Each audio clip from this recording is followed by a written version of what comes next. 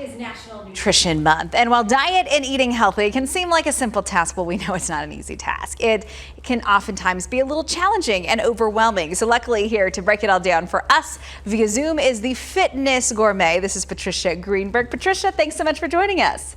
Hi, good morning. How are you? I'm doing well. You have got quite the spread in front of you this morning. You've certainly hit the grocery store recently. So I know when we talk about nutrition, we talk about fruits and veggies and all of these things. What is your piece of advice to somebody who is hoping that maybe this month is the month they kind of get back in the swing of things? Okay, so here's the bottom line. There's so much information. It's so confusing. And I just go back to basics. What do you have in your house? Everybody seems to have the same array of fruits and vegetables, and they are your superfoods. Squash, mushrooms, peppers, always have those on hand. Fresh fruit. We now know that apples and oranges are the best thing for your immune system. Bananas fill you up. Blueberries, strawberries. So I took some creative license here and I made a few things. For example, how do we get our protein, our fats, and our vegetables and nutrients all in one? I roasted a piece of chicken and I'm serving it with grapes. I made a piece of salmon with some multi-grain crackers and guacamole. So you see how you can put many, many food groups together in just a small amount. And I think almost everybody has this in their house. I have a chef salad. It's spinach, cruciferous vegetables, cucumbers, tomatoes, and feta cheese. Again, something we all have.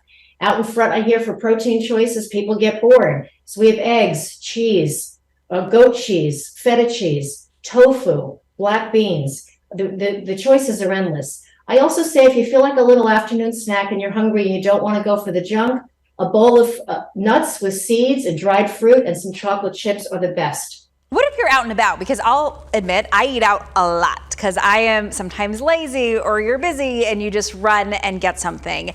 What can we be thinking about when we're ordering from a restaurant or we're picking up food or at a party, something like that? Absolutely. That is the greatest invention of the world is takeout, right? So you don't have to cook, but you can still get it. I always say eat what you love, enjoy, but always make sure there's a fruit or vegetable component involved. Okay, so we know now, hands down, having vegetables as a part of your day is really the way to go. So let's say you're having a pizza, get it with a veggie topping. If you're having a taco, if you're having burritos, get those little extra lettuce and tomato toppings. It sounds so simple and small, but I want you to get away from the pills, the powders, the fake foods, and the bars, and just eat food. So anywhere you go, you take something out. If you get a large meal, cut it in half. Always go for the whole grain breads as well. That's a good piece of advice. What about when it comes to sweets? Because I have a sweet tooth, and I think a lot of people out there, you could have something sweet every day.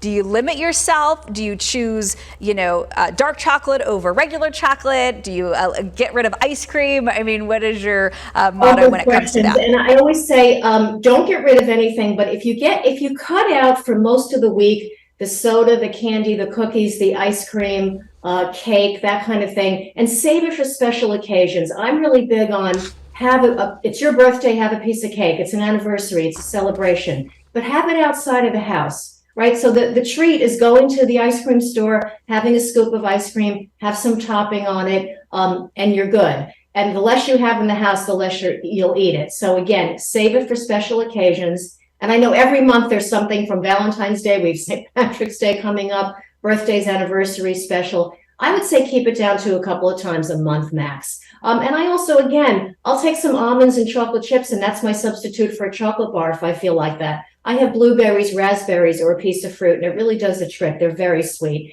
And lots of water. I can't say enough how much from the minute you wake up to the minute you go to sleep. Also, your coffee, your tea, your juices, they play a role in hydrating your body, but the best hydration is the fruits and vegetables.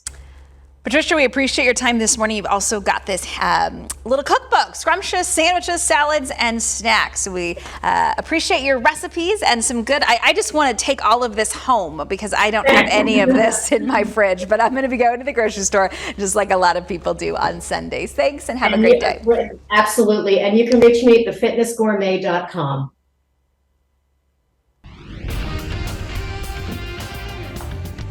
It was a mild and muggy start to for pretty much to kick off